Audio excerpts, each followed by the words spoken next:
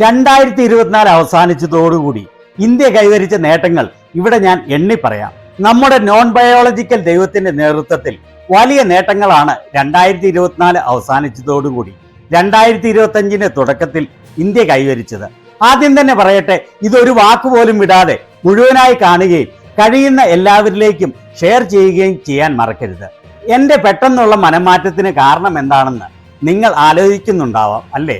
സോറോസും ചൈനയും പാകിസ്ഥാനും 2025 ജനുവരി 1 നൽകേണ്ട പേയ്മെന്റ് എനിക്ക് നൽകിയില്ല എന്നതാണ് സത്യം വിളിച്ചു പറയാനുള്ള ഈ കാരണം. അതുകൊണ്ട് സോറോസെ, ചൈനയെ, പാകിസ്ഥാനെ എനിക്ക് പേയ്മെന്റ് തരാതെ പറ്റിച്ച നിങ്ങളെ പുല്ല് പോലും ഭയപ്പെടാതെ ഞങ്ങളുടെ നോൺ ബയോളജിക്കൽ ദൈവത്തിന്റെ നേട്ടങ്ങൾ ഞാൻ ഇവിടെ എണ്ണി പറയാൻ പോവുകയാണ്.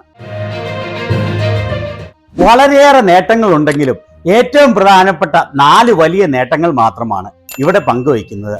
ഇതിൽ ആദ്യത്തെ നേട്ടം കൈവരിച്ചിട്ട് 1.5 മാസം കഴിഞ്ഞു. ഇതാണ് 2024 നോൺ ബയോളജിക്കൽ ദൈവത്തിന്റെ ഏറ്റവും വലിയ നേട്ടം.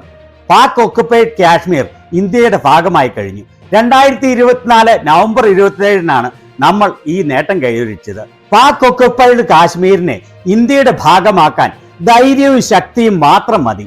അത് ഈ ലോകത്തിൽ ആകെയുള്ളത് ആർക്കാണ്? നമ്മുടെ നോൺ ബയോളജിക്കൽ ജിക്ക് മാത്രം. ഇത് വെറുതെ പറയുന്നതല്ല. രാമരാജ്യം ഊപ്പിയുടെ മുഖ്യമന്ത്രി അജയ് ബിഷ്ട് പറഞ്ഞതാണ്. അയാളുടെ വാക്കുകൾ കേട്ടുകൊള്ളൂ. अगले 6 महीने के अंदर आप देखेंगे कि पाक अधिकृत कश्मीर भी भारत का हिस्सा हुआ। ये इसके लिए हिम्मत चाहिए होती है, हिम्मत, दम हो तभी ये काम हो सकता है.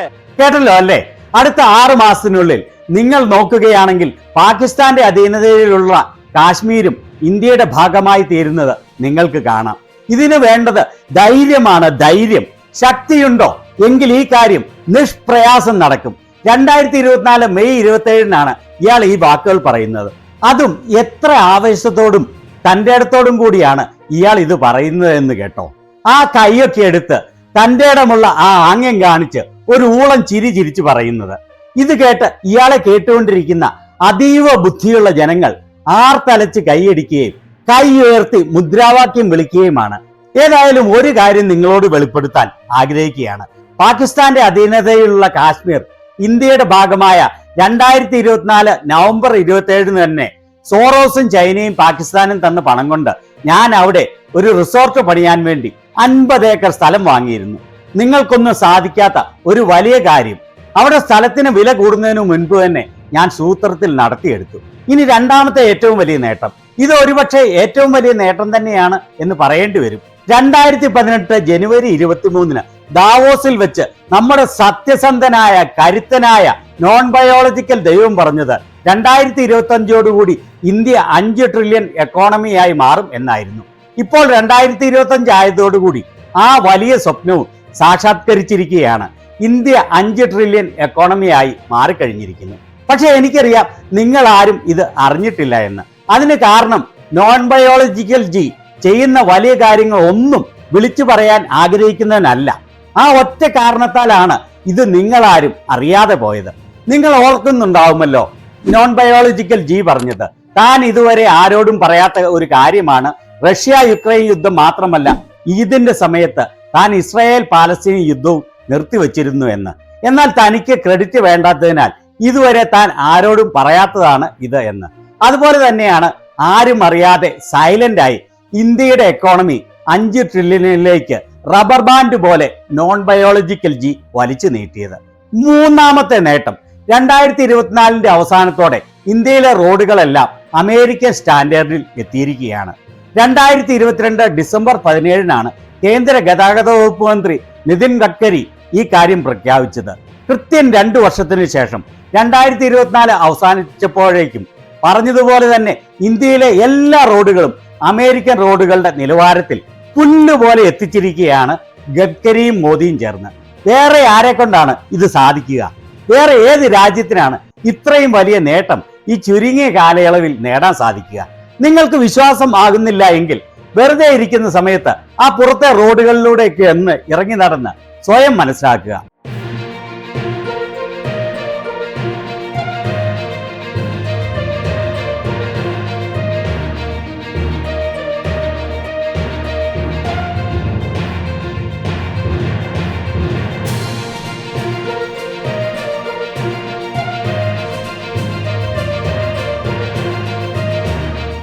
കേരളത്തിന് വെളിയിലുള്ള റോഡുകളുടെ അവസ്ഥ മനസ്സിലാക്കാൻ അവിടെ നിന്നുള്ള റോഡുകളുടെ ചിത്രങ്ങളും വീഡിയോകളും സെർച്ച് ചെയ്ത് കാണുക.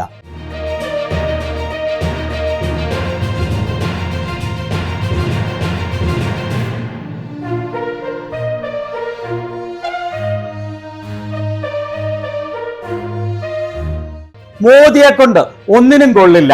മോദിയുടെ മന്ത്രിസഭയിലുള്ളവരും പാർട്ടിയിലുള്ളവരും കള്ളം മാത്രമേ പറയൂ എന്ന് കള്ളത്തരം പറയാതെ കണ്ടു വിശ്വസിക്കുക.